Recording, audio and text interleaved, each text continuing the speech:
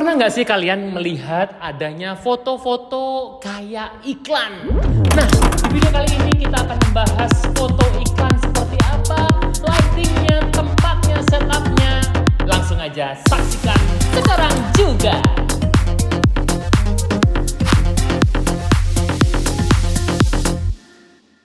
Assalamualaikum warahmatullahi wabarakatuh. Kita kembali lagi di Fotografer. Kali ini kita akan membahas tentang fotografi iklan. Wah, ini sih kayaknya satu Indonesia bahkan satu dunia gemes pengen tahu gimana caranya. Karena kalau kita ngomongin masalah fotografi komersil, fotografi yang dibayar, ini kasta yang paling eksklusif katanya loh. Yang paling eksklusif itu adalah fotografer advertorial atau fotografer khusus iklan. Nah, di sini kita akan mencoba untuk memperlihatkan bagaimana cara-caranya dan bagaimana prosesnya sampai akhirnya bisa menjadi hasil yang mana hasilnya itu langsung ready untuk dicetak dan dipasang di billboard atau baliho yang ada di kota-kota kamu. Yang pertama, kita yang kalau mesti lihat seperti itu kita harus tahu konsep. Pertama itu kalau orang-orang lihatnya misalnya nih dari Pinterest, dari ngeliat referensi majalah, boleh, tapi untuk belajar it's okay banget. Buat mahasiswa saya juga biasanya memulainya dari melihat referensi yang ada di internet. Sangat diperbolehkan banget. Tapi kalau memang sudah masuknya beneran ada kliennya, ini kita harus mikirin. Yang pertama kita harus tahu tim yang ada di dalamnya. Tim ini ada tim besar dan tim kecil. Kalau kita ngomongin tim besar, ini nggak habis-habis nih 12 menit bisa jadi 24 menit bahkan bisa jadi 2 jam. Kita bahasnya tim kecil dulu. Tim inti di mana tim ini sangat penting. Yang pertama, fotografer itu sendiri. Nah, mungkin yang lagi nonton para fotografer, itu boleh. Ini kita pas banget karena saya akan menjelaskan dan sedikit memperlihatkan bagaimana prosesnya. Fotografer, salah satu tim yang paling kuat kastanya juga nih. Yang berikutnya kita harus punya adalah creative director. Nah, creative director ini sebenarnya dia yang paling memahami tentang konsep. Kalau orang biasa bilang tuh konseptor, yang buat konsep ya boleh. Tapi kalau kita ngomong creative director di sini, dia yang memang pengennya itu kalau ngeliatin foto ini iklannya begitu, itu menyasarnya ke market siapa dan siapa yang akan melihat dan apakah ada impresinya, apakah bisa langsung gara-gara nonton iklannya langsung terbesir perasaan nih untuk belanja. Nah, ini dia creative director. Lalu ada lagi namanya art director. Di art director itu banyak banget timnya, termasuk creative director. Di art director itu fungsinya adalah dia menggambar. Dia yang memiliki mood board alias artboard. Artboard kan banyak banget nih. Artboard ada mood board, ada color board, ada style board. Macamnya itu sampai makeup board itu semua art director yang mengatur. Art director tuh yang gambar. Nih modelnya ditaruh di mana, produknya ditaruh di mana, fontnya pakai font apa, misalnya pakai Helvetica, Futura kayak atau Times New Roman kayak dan lain sebagainya ya. Nah, kalau kita udah bahas masalah seperti itu adalah tugasnya si art director. Pada saat produksi, fotografer bekerja sama dengan para timnya yaitu gaffer yang menata lighting, yang menata logistik, kameranya, SD card-nya sudah atau belum ya. Setelah itu pada saat fotografer itu bekerja, dia harus mengontak si art director banget untuk melihat gambarnya seperti apa. Nah, gambarnya seperti apa dia biasanya sudah ada komunikasi dengan editor. Editor nanti itu kerjanya seperti apa dan hasil ending atau finalnya seperti apa tuh di editor. Wah, komplek ya. Jadi dari fotografer, creative director, art director sampai dengan timnya si fotografer itu sendiri. Ada gaffer, ada bagian logistik dan lain sebagainya. Dan jangan lupa ada lagi orang yang nyiapin makanan biar enggak ya tau lah, biar enggak kelaparan. Dan kalau kita ngomongin mana makeup artisnya? Makeup artisnya ada under di art director. Poin-poin seperti itu bisa panjang banget kalau kita ngebahas satu persatu orang-orangnya. Tapi cukup 4 dulu. Fotografer, creative director, art director, dan juga tim dari fotografer ini atau asisten fotografer.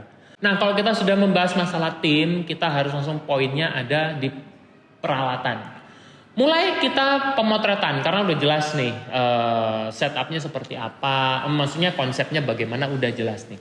Kita kebetulan menggunakan flash ya. Kenapa kita pakai flash? Karena kita harus memakai diafragma paling kecil bukaannya.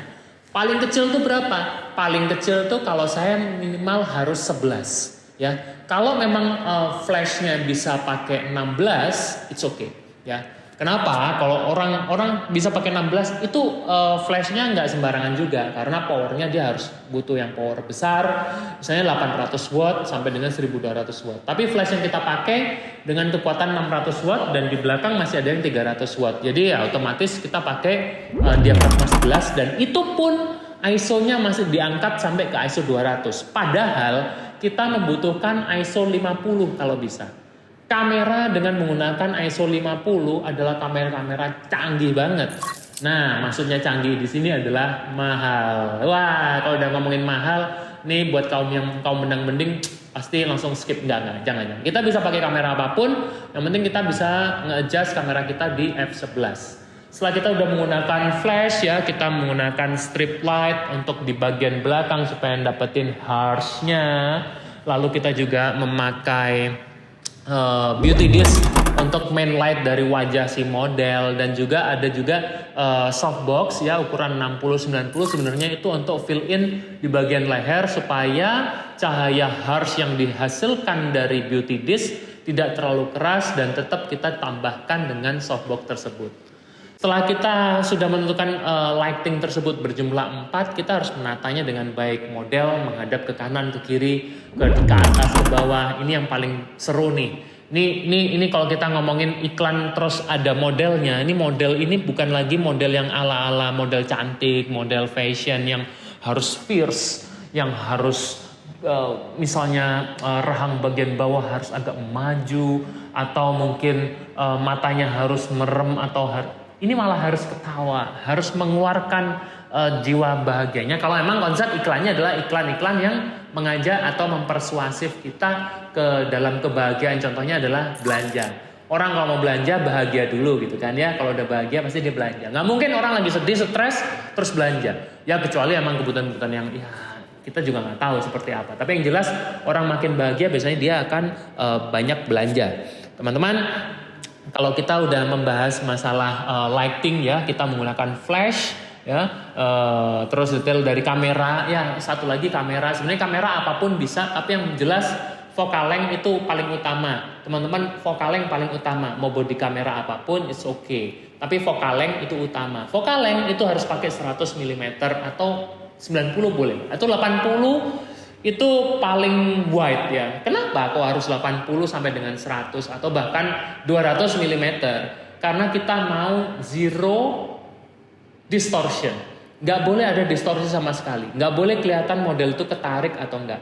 Karena emang foto-fotonya itu benar-benar sudah harus 1:1 ya. Terlihat asli seperti yang ada di wujud aslinya. Nah, kalau kita sudah membahas lensa itu tadi, kita juga harus membahas makeup artist. Ini yang belum, kadang orang tuh mikir, waduh, model harus di make upin yang cantik nih. Nah, cantiknya si makeup artist atau cantiknya si model kadang punya persepsi masing-masing atau persepsinya sendiri-sendiri. Kita harus memikirkan bahwa ini adalah iklan.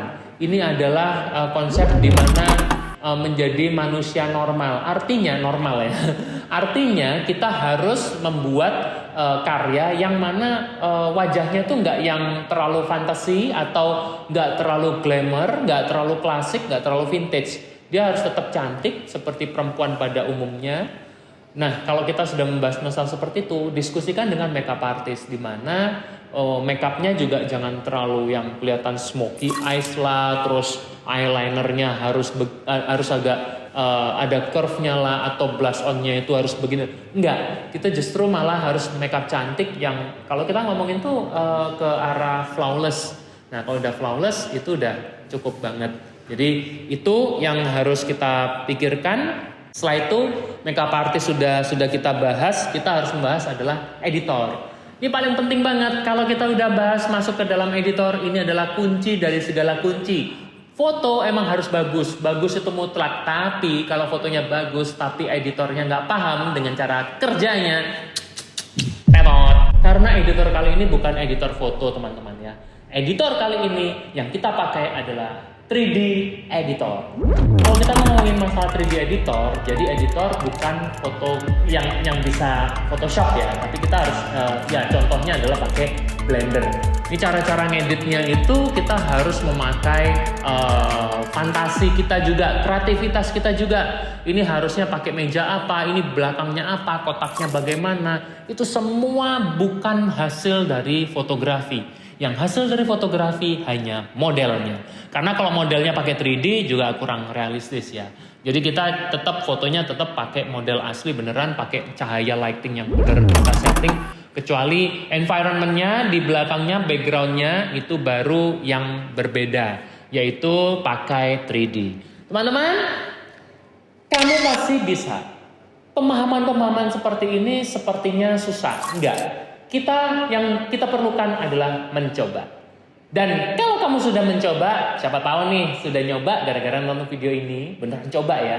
Jangan lupa di-upload karya kamu dan jangan lupa juga mention Mohtred di Instagram atau komen juga di YouTube Fotografer Newbie di bawah ini. Apapun yang sudah kamu lakukan pasti besar manfaatnya bagi kita semuanya. Kita akan jumpa lagi di video berikutnya dan sampai jumpa. Wassalamualaikum warahmatullahi wabarakatuh.